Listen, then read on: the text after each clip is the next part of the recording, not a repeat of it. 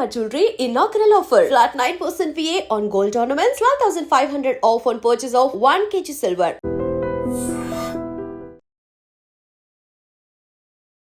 So ఇప్పుడు కాళేశ్వరం ప్రాజెక్టుకు సంబంధించి సిబిఐ ఎంక్వైరీకి ఆదేశం అనేది ఇచ్చారు.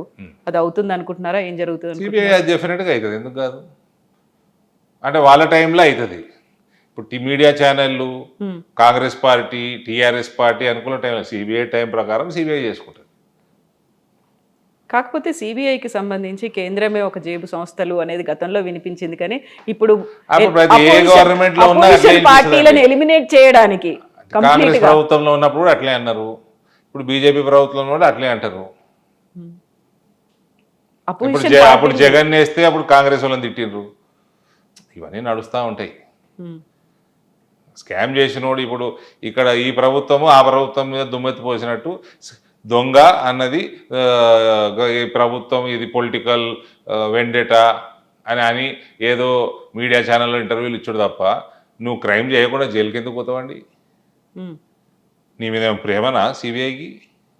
నీ మీద ఏమైనా పర్సనల్ ద్వేషమా? జైలుకి వెళ్ళింది కవిత గురించేనా మీరు మాట్లాడుతోంది? ఏదో పొలిటికల్ వెండేటా అన్నట్టు. వీళ్ళు అసలు వీళ్ళకి వేసుకోవడానికి సరిగ్గా బట్టలు లేకుండే, హాస్పిటల్ బిల్లు కట్టడానికి పైసలు లేకుండే, చిన్న చిన్న ఉద్యోగాలు చేసుకునేటోళ్ళు ఇలా 1000 కోట్లకు ఆసామిలో అయిన ఎట్లయినండి ఆ కరప్షన్ చేయకుండా? బిజినెస్లు ఉన్నాయి కదా. ఎప్పుడు ఉండే అండి బిజినెస్? బ్యూటీ పార్లర్లా? అది కేటీఆర్ అయినా అంతే, ఉద్యోగస్తులే కదా, ఆయన ఉద్యోగమే చేసేవాడు కదా. ఒకసారి అమెరికా వెళ్ళి అప్పుడు వాళ్ళకి దగ్గరలో తిరగటంలో కాబట్టి చెప్తారు ఏ రకంగా ఉంటుండేని వాళ్ళు. ఇప్పుడు ఏ రకంగా తయారైనరు? ఈ రకమైన దోపిడీ ఉంటే ఎట్లా డెవలప్ అవుద్దండి? కేవలం కుటుంబం మాత్రమే అభివృద్ధి చెందిందా? ఆడ అభివృద్ధి చెంది ఎలా వాళ్ళ నిద్ర లేకుండా ఉన్నది. ఇప్పుడు ఎప్పుడు ఏసీబీఐ వాడు లోపటేస్తాడు, ఈడీ వాడు లోపటేస్తాడు, ఐటీ వాడు లోపటేస్తాడు, ఇదే పని. అవన్నీ మీరు ఏదైనా మితిమీరి చేయకూడదండి. చేస్తే ఇట్లయితుంది. ఆ కేసీఆర్ నాశనం చేసిండ్రు పిల్లలు. ఆ కేసీఆర్ అనేటోడు ఒక ఉద్యమం టైంలో కొట్లాడి ఆంధ్ర నాయకులతో కొట్లాడడము అంత సులభం కాదు, కొట్లాడి తీసుకొచ్చాడు. తెచ్చినోని మొత్తం నాశనం చేసిండ్రు, ఆ పేరంతా భూస్థాపితం చేసిండ్రు పిల్లలు. ఆయన కూడా జైనిచ్చిండు. కొంచెం కేసీఆర్ అంటే సాఫ్ట్ కార్నర్ ఉందా మీకు? ఇష్టమా? ఒకప్పుడు అందరికి ఉండేదండి. 2014 బిఫోర్ అందరికి ఉండేది. దాని తర్వాత ఆయన ఏ రకంగా పరిపాలన చేసిండు, అసలు పరిపాలన ఆయన సెక్రటరేట్ రాని ముఖ్యమంత్రి వాడు నాకు ఇప్పటివరకు ప్రపంచంలో ఎక్కడ లేడు.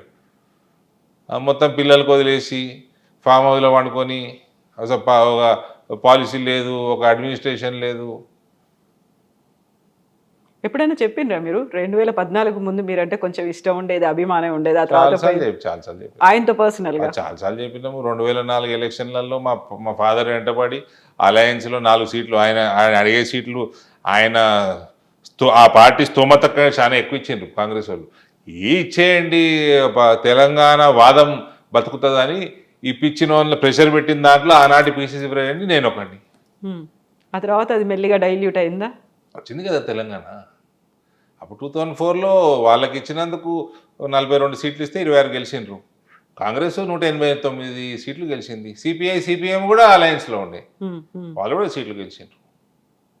సో అభిమానం మెల్లిగా డైవర్ట్ అయిందా మీది? అభిమానం అని కాదు, తెలంగాణ వాదం మీద మాకున్న ఇంట్రెస్ట్. ఆ రాయలసీమ ఆంధ్ర నాయకులందరూ వ్యతిరేకంగా ఉన్నా కూడా ఆ రోజు ఆయన సోనియా గాంధీని ఒప్పించుకున్నాడు, అలయన్స్ చేయించుకున్నాడు. బట్ ఇప్పుడు కవిత అరెస్ట్ అయ్యి జైల్లో ఉన్నప్పుడే బీజేపీలో బీఆర్ఎస్ని కల్పించాలి అనేటువంటి ఒక ప్రతిపాదన, అది అసంభవం అండి. అది ఊరికే ఇది మీడియా ప్రతి ఏ ఇంటర్వ్యూ ఇచ్చినా ఈ క్వశ్చన్ వస్తుంది. బీజేపీలో బీఆర్ఎస్ విలీనం క్వశ్చన్ లేదు, బీజేపీ బీఆర్ఎస్ తోటి అలయన్స్ క్వశ్చన్ లేదు. బీఆర్ఎస్ ఖాళీ అయి అందులో ఉన్న నాయకులు బీజేపీలో జాయిన్ అవ్వటం వేరు, except for family members. Family members కాకుండా అది వేరు. ఒఫీషియల్గా బీఆర్ఎస్ బీజేపీలో జాయిన్ అవ్వడం ఇది అసంభవం. ఇది ఏ ఛానల్లోనైనా అందరూ మర్చిపోవచ్చు. క్వశ్చన్ అడగడం బంద్ చేయండి, అది కాదు, అది అసంభవం. అది అవసరము లేదు, అది కాదు, అది బీజేపీ కానియదు కూడా. అయితే ఇప్పుడు బీజేపీకి బీఆర్ఎస్ బి టీమ్ అనేటువంటి ఒక వాదన కూడా వినిపిస్తోంది కదా. మరి ఇట్లా వాదనలు మస్తు వినిపిస్తాయండి, అవన్నీ waste of time discussing such things. Congress BJP అని ఒకటి కూడా అంటాడు వీళ్ళు ఇటు టీఆర్ఎస్ వాళ్ళు. అది ఉంటుందా? ఈ కాంగ్రెస్ బీజేపీ ఒకటైనా ఇంకా రాజకీయం ఎందుకు బంద్ చేసుకోవచ్చు ఈ దేశంలో? ఒక్కటైంది అనడానికి కారణం ఏంటంటే ఇక్కడ సిబిఐని పిలవడం, అక్కడేమో సెంట్రల్లో రాహుల్ గాంధీ అది కాదంటుంటే ఇక్కడేమో పిలిచారు కాబట్టి మీరు ఒకటి అయ్యారు అనేది. సిబిఐని పర్మిషన్ ఆపింది కేసీఆర్ కదా. రేవంత్ కూడా 2 years వరకు ఎందుకు ఇవ్వలేదు? 2 సంవత్సరాలు ఎందుకు వేస్ట్ చేసిండు? దాన్ని ఎన్నుకున్న మొదలైంది.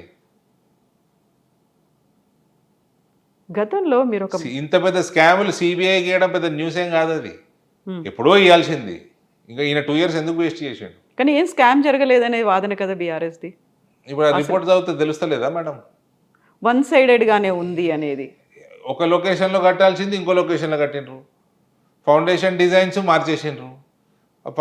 ప్రీవియస్ డిజైన్స్ బట్టి మీరు టెండర్ని పిలిచిండ్రు. టెండర్లు ఏ డిజైన్కి ఇచ్చిండ్రు, మీరు ఏ డిజైన్ కట్టనిస్తున్నారు. మరి టెండర్ ఓడిపోయినోడు L1 కాదు L2 వచ్చినోడు ఏంది మరి పరిస్థితి?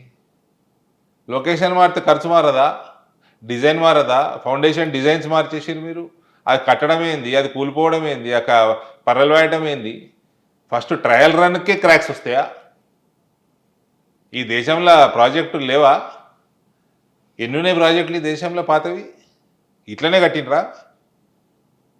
అయితే ఇక్కడ ప్రాజెక్ట్ కడుతున్నారని తెలిసినప్పుడు ప్రాజెక్టుకి సంబంధించినటువంటి లైసెన్సులు కావచ్చు, అనుమతులు ఇవన్నీ ఇవ్వాల్సింది కేంద్ర అనుమతులు ప్రభుత్వం. చాలా ఇవ్వకుండా కూడా కట్టేసారు వీళ్ళు. అప్పుడు ఎందుకు ఆపలేకపోయారు మరి? స్టేట్ గవర్నమెంట్ కట్టేసుకుంటూ పోతుంది. అప్లై చేస్తారు, డిలే అయింది, కట్టేసుకుంటా ఉన్నారు. అన్ని రకాల అనుమతులు తెచ్చుకోలేదు వీళ్ళు.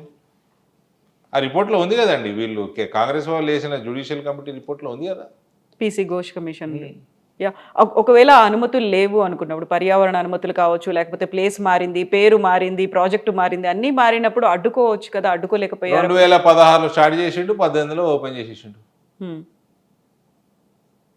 ఇంత మీద ఇట్లాంటి ప్రాజెక్టులు ఒక 100 years, 150 years, ఇవాళ రేపు ఉన్న టెక్నాలజీకి 200-300 సంవత్సరాలు నిలబడేటట్టు కట్టుకోవాలి. ఇది కేవలం కుటుంబ కరప్షన్ కోసం కట్టినాయి. జల్దీ కథం పెట్టిండ్రి, బిల్లులు లేకుండ్రి, కమిషన్లు మింగుండ్రి. దీనికోసం కట్టిన ప్రాజెక్టులు ఇవి. కాబట్టి ఈ కల్వకుంట్ల కుటుంబాన్ని అన్నది తెలంగాణ ప్రజలు ఎన్నడూ క్షమించరు, క్షమించకూడదు కూడా. నిజంగా ప్రస్తుతం ఉన్నటువంటి సమాజం దేనికి ప్రయారిటీ ఇస్తుంది? ఆర్థిక సంబంధాల చుట్టూ మాత్రమే తిరుగుతోంది. మళ్ళీ ఎన్నికలంగానే చాలా విరక్తి కలుగుతాను. మంచి అనిపిస్తుంది కదా, లేడీస్ కూడా ఛాలెంజింగ్ జాబ్స్ చేసినప్పుడు చాలా బాగుంటది. ట్రాఫిక్ అసిస్టెంట్స్ గా నియమించిన ట్రాన్స్జెండర్స్ అందరితో సాల్యూట్ చేయించుకుంటున్నారు. ఫుడ్ డెలివరీ ఇవ్వటానికి వెళ్ళినటువంటి డెలివరీ బాయ్ అనిల్ పై కళ్ళ ముందు పెళ్ళండి